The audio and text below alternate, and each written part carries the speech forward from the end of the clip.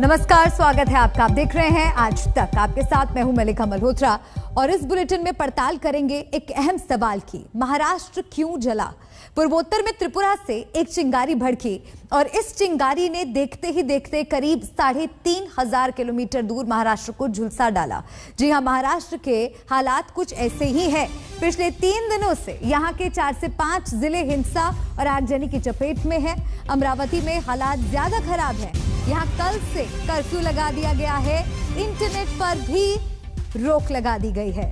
तो अमरावती में हिंसा के बाद स्थिति तनावपूर्ण बनी हुई है।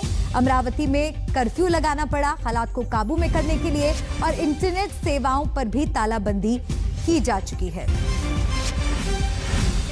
तो आखिर महाराष्ट्र क्यों जला, ये एक बड़ा सवाल यहां आके खड़ा हो गया है।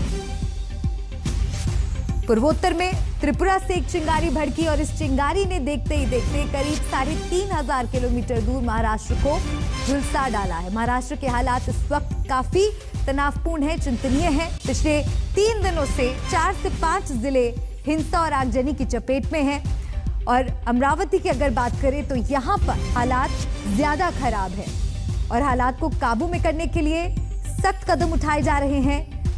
कर्फ्यू की स्थिति वहां पर पैदा हो गई है। हालात को काबू में करने के लिए कर्फ्यू लगाया गया है और इंटरनेट सेवाओं को भी बंद करना पड़ा।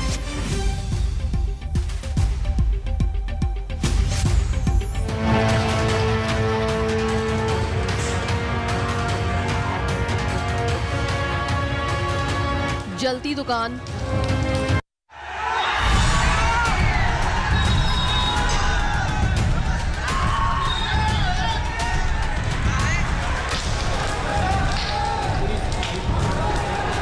त्रिपुरा की राजधानी अगरतला में क्या हुआ क्या नहीं, इसका कोई पुख्ता सबूत अभी तक सामने नहीं आया।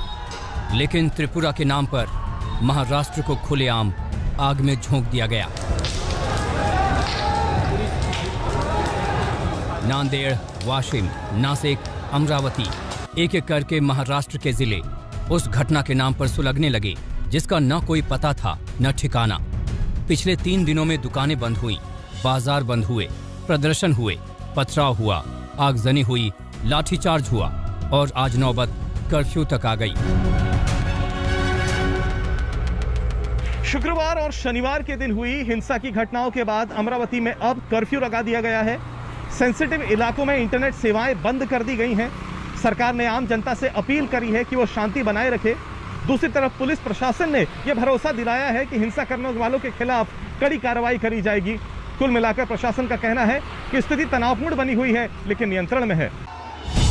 शनिवार शाम से अमरावती में कर्फ्यू लगा दिया गया है। कर्फ्यू अगले आदेश तक प्रभावी रहेगा। मेडिकल इमरजेंसी के अलावा लोगों को बाहर निकलने की इजाजत नहीं है। शनिवार को चित्रा चौक, कॉटन मार्केट और कोतवाली इलाके में पथराव हुआ था। हिंसा के मामले में कोतवाली पुलिस ने 11 FIR दर्ज की है। 40 धारा लगाई है। स्वयं CP से और हमारा सब स्टाफ अदर डिस्ट्रिक्ट का भी आया है। अभी नागरिकों से यही आह्वान है कि वो शांतता से ले। सब जगह हर जगह पुलिस तैनात है, बंदोबस्त लगा हुआ है। सर मुझे बोलिए कि कहाँ से कुमक बुलाई है? सब रेंज से, नागपुर रेंज, अमरावती रेंज से बुलाई है।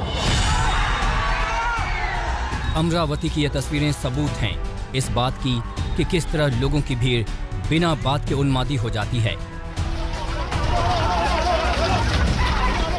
जिस बात का सिर पैर पता नहीं, उसके लिए अमरावती में 2 संप्रदायों के लोगों ने सड़क पर खूनी जंग छेड़ दी। घटना को कवर करने पहुंचा एक स्थानीय पत्रकार भी इस नफरत की हिंसा में झुलस गया।